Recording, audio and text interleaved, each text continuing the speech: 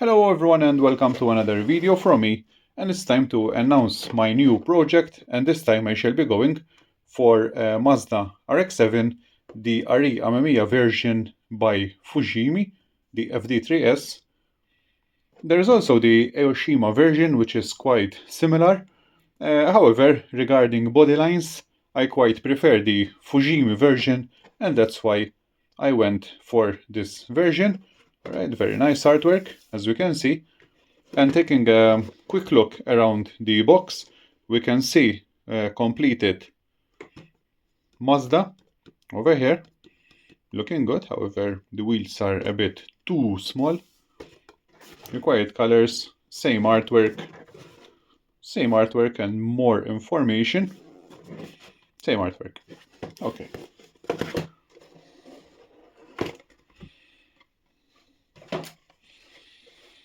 Now regarding parts, I've already taken a closer look at all the parts, and there are quite some parts, yes, included with this kit. There are also many parts that doesn't need to be used. We'll take a look at that very soon.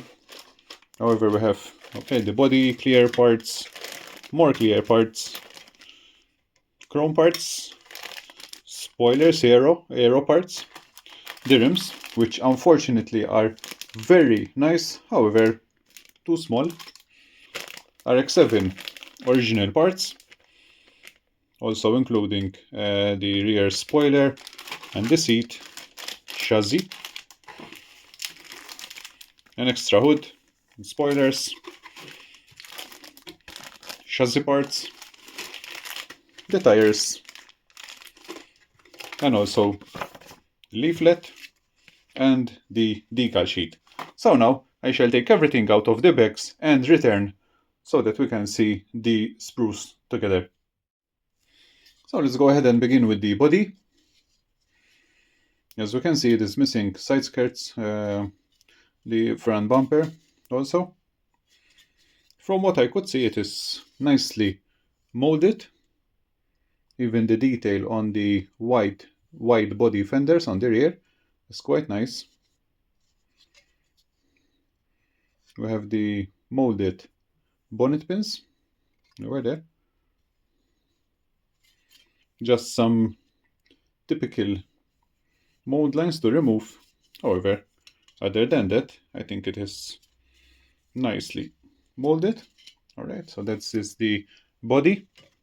And then we start bringing some aero parts. We have the front bumper. Unfortunately, the intercooler is one whole part of the bumper. I'll try to remove that and make a different one. We have the attachments for the rear bumper, the beneath diffuser, spoiler parts, side skirts, and also the rear spoiler, obviously the raised one. And then bucket seats, rear diffuser, side mirrors. These are, you have the option to use either these or the ones that fit onto the hood over there, onto the side mudguards, the front mudguards. So that's an option which you can decide, and also the front splitters that attach close to the front bumper. This other sprue. As far as I know, you only have to use the exhaust and the rear view mirror from this particular sprue. Because the seat is extra rear spoiler, you have to use the other one. And the exhaust tip, there's also a separate piece, so these are all not used. These are the standard Mazda side mirrors, also not used, so these are the only two pieces that you shall use from that sprue. Now, some interior parts. We have the dashboard, which looks standard Mazda, standard RX-7 dashboard, as is the interior tab over there, fuel tank, steering, interior and wiper components, the chassis, very basic chassis, lots of molded pieces, as we can see. Once again, just some extra work to mask so that they could be airbrushed separately. However, that's what we have to work with. Another sprue which is not much used because the hood is almost the same as the one fitted to the body. However, this one doesn't have the molded hood pins, as can be seen. This is not used. These are more rear spoiler components, once again not used. And these are the mirrors that attach onto the mudguards, the one that I mentioned earlier. So if you're going for that option, the only parts that you shall be using from this sprue is those two rear view mirrors.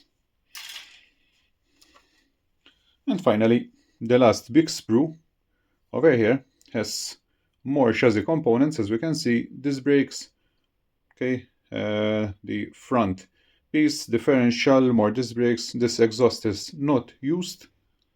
I can see another rear view mirror, so I'm not sure if this one or the other one is used. License plates, okay, number plates, another wiper. I'm sure that some of the pieces are also not used, and that is the differential. What's more, chrome part, this is the exhaust that needs to be used. Over here we have also the rear view mirrors. Like that. Decal sheet, very RE-Amemiya specific. Okay. What's more, the rims.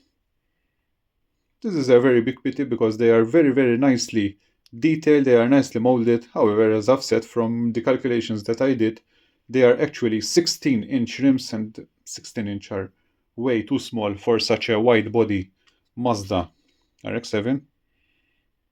There we go. It's a really pity because if they were 18-inch, I would have definitely kept these rims because they are very nice. And we also have the tires. Together with the tires, there are the polycaps together with a shaft. I'm guessing it's for the rear wheels. The tires are nice. They have the Bridgestone lettering on them. There we go, very basic. However, they are nice. And when joined together, you can see that the profile is quite large for such a sports modified car. There we go. I mean, it fills the arch. However, the profile is too big for such a car, which is really a pity because that would have been a nice combination. However, wheels are easily replaced, so that is not much of a problem. What's more, the last thing that remain are the clear parts.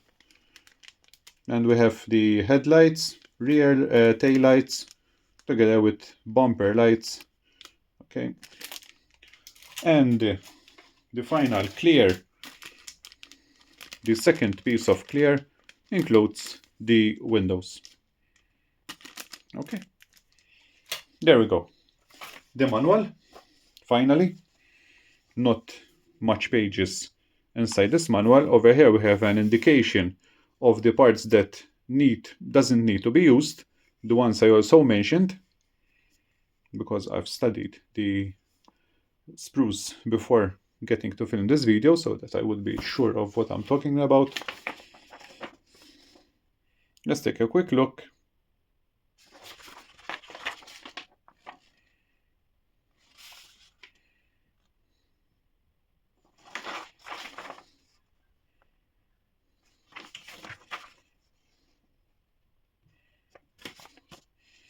Okay, looks like a fun build to perform. And you may ask, I have talked about the rims. Do I have an alternative already?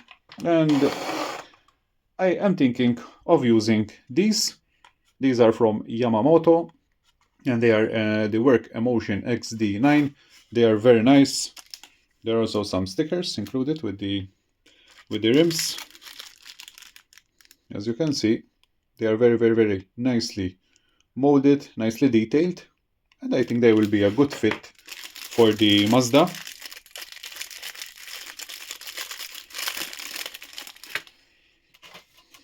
Let me show you.